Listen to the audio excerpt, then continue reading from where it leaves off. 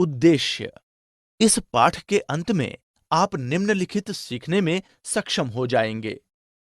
यह समझने में कि हम इतिहास का अध्ययन क्यों करते हैं, उन उपजाऊ क्षेत्रों को सूचीबद्ध करने में जहां लोग अधिकतर रहते हैं, लोगों के एक स्थान से दूसरे स्थान पर जाने के कारणों पर चर्चा करने में, यह समझाने में कि लोगों ने भारत में बसने के लिए यहां तक कि अनेक बाधाओं को भी पार किया, अतीत के बारे में जानने के विभिन्न माध्यमों को सूचीबद्ध करने में, तिथियों का मतलब समझने में, बीसी एवं एडी, कब एवं कहां, अतीत के बारे में हम क्या जान सकते हैं। इतिहास अतीत के लोगों एवं घटनाओं का कालानुक्रमिक अध्ययन है। इतिहास के अध्ययन से हमें अतीत में विभिन्न लोगों के भोजन, कपड़ों एवं घरों के विषय में पता लगाने में मदद मिलती है। असल में इतिहास हमें प्राचीन संस्कृति एवं जीवन शैली के बारे में बताता है। लोग कहाँ रहते थे? लोग नदी घाटी के पास रहते थे। ऐसा इसलिए था क्योंकि नदियों से उन्हें सभी प्रयोजनों के लिए पानी प्राप्त होता था। उदाहरण के लिए नर्मदा नदी ने अपने किनारों पर बसने वालों को कई उद्देश्यों के लिए पानी प्रदान किया। ऐसे क्षेत्रों में जंगलों एवं जानवरों के रूप में संसाधनों की विशाल संपत्ति थी। गेहूं एवं जौ उत्तर पश्चिम में सुलेमान व किर्थर की पहाड़ियों पर उगाई जाने वाली पहली फसलें थीं। गारो की पहाड़ियों एवं विंध्य के पास एक समृद्ध कृषि विस्तार था। चावल पहली बार विंध्य के उत्तर में उगाया गया था। गंगा एवं इसकी सहायक नदियों के तट पर शहर विकसित किए गए। प्राचीन काल में गंगा के दक्षिण का क्षेत्र मगध के रूप में जाना जाता था। इसके शासकों ने एक बड़ा एवं शक्तिशाली साम्राज्य स्थापित किया। देश के अन्य हिस्सों में भी साम्राज्य स्थापित किए गए। प्रत्येक भाग में लोग मुख्य रूप से भोजन एवं अन्य बुनियादी आवश्यकताओं की खोज में तथा बाढ़ या सूखे जैसी प्राकृतिक आपदाओं से बचने के लिए एक स्थान से दूसरे स्थान जाया करते थे। कुछ लोग साहस के लिए एवं नए स्थानों की खोज करने के लिए यात्रा करते थे। इस तरह के आवागमन ने रीति रिवाजों एवं परंपराओं का आदान प्रदान करने में मदद की। पहाड़ियों, पर्वतों एवं समुद्रों ने भारत के लिए प्राकृतिक बाधाओं का काम किया। लोगों ने भारत में आकर बसने के लिए इन बाधाओं को पार किया। इसके कारण विभिन्न रीति रिवाजों एवं परंपराओं को मानने वाले लोग एक ही स्थान पर रहने लगे। कैसे? इंडिया नाम की व्युत्पत्ति।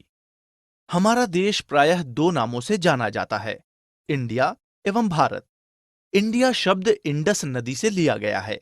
ईरानियों और यूनानी इंडस को हिंदोस अथवा इंडोस के रूप में बुलाते थे। इस प्रकार इस नदी के पूर्व की भूमि को इंडिया कहा जाता था।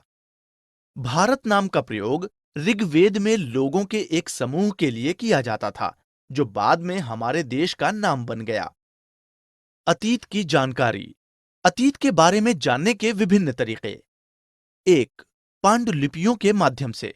ये वे किताबें हैं जो बहुत पहले हाथ से लिखी गई थीं। ये प्रायः ताड़पत्रों अथवा हिमालय क्षेत्र में उगने वाले भूर्ज नामक पेड़ की छाल से तैयार भोजपत्र पर लिखी मिलती हैं। पांडुलिपियों में धार्मिक मान्यताओं एवं प्रथाओं, राजाओं के जीवन, चिकित्सा, विज्ञान, महाकाव्य, कविताओं एवं नाटकों आदि सभी प्रकार के विषयों की चर्चा मिलती है। 2. अभिलेखों के माध्यम से। ऐसे लेख पत्थर अथवा धातु जैसी अपेक्षाकृत कठोर सतहों पर उत्कीर्ण किए गए होते हैं। लेख राजाओं के आदेशों एवं उनके कार्यों से संबंधित होते थे। 3. पुरातत्वविदों के माध्यम से। अतीत में उपयोग की जाने वाली वस्तुओं के अध्ययन से भी हमें इतिहास की जानकारी मिलती है। जो लोग ऐसी वस्तुओं का अध्ययन करते हैं, उन्हें पुरातत्वविद कहते हैं। पुरातत्वविद पत्थर एवं ईंट से बनी इमारतों के अवशेषों, चित्रों तथा मूर्तियों का अध्ययन करते हैं। वे औजारों, हथियारों, बर्तनों, आभूषणों तथा सिक्कों की प्राप्ति के लिए छानबीन तथा खुदाई भी करते हैं। यह जानने के लिए कि अतीत में लोग क्या खाते थे, पुरातत्वविद जानवरों व वनस्पतियों के अवशेषों को भी ढूंढते हैं। 4. इतिहासकारों के माध्यम से। इतिहासकार उन्हें कहते हैं जो अतीत का अध्ययन करते हैं एवं उस विषय में लिखते हैं। वे अतीत के लोगों एवं उनके जीवन की घटनाओं पर विभिन्न प्रकार के शोध करते हैं। कब? अतीत एक या अनेक। अलग अलग समूह के लोगों के लिए अतीत का अर्थ अलग अलग हो सकता है। एक पेशे से संबंधित लोगों के समूह के जीवन दूसरे से भिन्न थे। उदाहरण के लिए पशुपालकों अथवा कृषकों का जीवन राजाओं तथा रानियों के जीवन से बहुत भिन्न था। अतीत में विद्यमान इस तरह के भेदभाव वर्तमान समय में भी हैं। उदाहरण के लिए अंडमान में रहने वाले लोगों की जीवन शैली उत्तर भारत के लोगों की तुलना में बिल्कुल भिन्न है। ऐसा एक ही देश के विभिन्न हिस्सों में विभिन्न सामाजिक एवं राजनीतिक स्थितियों के कारण भी है।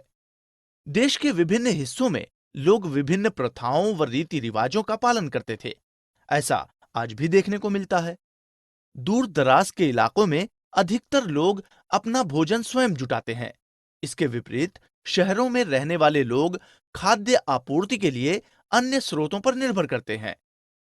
उस समय के शासक अपने जीवन एवं युद्ध में अपनी जीत का लेखा जोखा रखते थे, परंतु शिकारी, मछुआरे, संग्राहक, कृषक तथा पशुपालक जैसे आमजन प्रायः अपने कार्यों का लेखा जोखा नहीं रखते थे।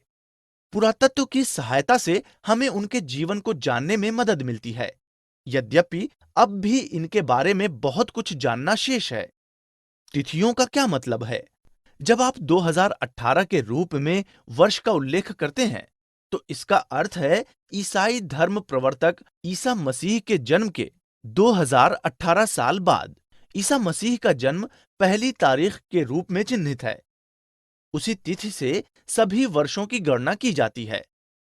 ईसा मसीह के जन्म के पूर्व की सभी तिथियों को पीछे की ओर गिना जाता है एवं प्रायः इसके बाद बीसी यानी ईसा पूर्व लिखा होता है। आपको तिथियों से पहले एडी यानी एनो डोमिनी भी लिखा मिलेगा।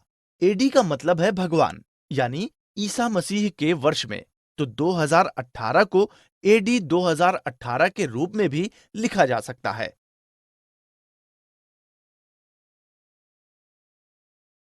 सारांश। हमने जो कुछ सीखा है उसे संक्षेप में दोहराएं। इतिहास हमें प्राचीन संस्कृति एवं जीवन शैली के बारे में बताता है। लोग नदी घाटी के पास रहते थे क्योंकि नदियों से सभी कार्यों के लिए जल प्राप्त होता था। लोग मुख्य रूप से भोजन की तलाश में तथा बाढ़ या सूखे जैसी प्राकृतिक आपदाओं से बचने के लिए एक स्थान से दूसरे स्थान पर चले गए। लोगों ने भारत में बसने के लिए पहाड़ों एवं समुद्र जैसी बाधाओं को पार किया। हमारा देश प्रायः दो नामों से जाना जाता है, इंडिया एवं भारत। अतीत के बारे में जानने के विभिन्न तरीके हैं, पांडुलिपियों, अभिलेखों, पुरातत्वविदों एवं इतिहासकारों के माध्यम से। लोगों ने अतीत में देश के विभिन्न हिस्सों में विभिन्न प्रथाओं एवं रीति रिवाजों का पालन किया।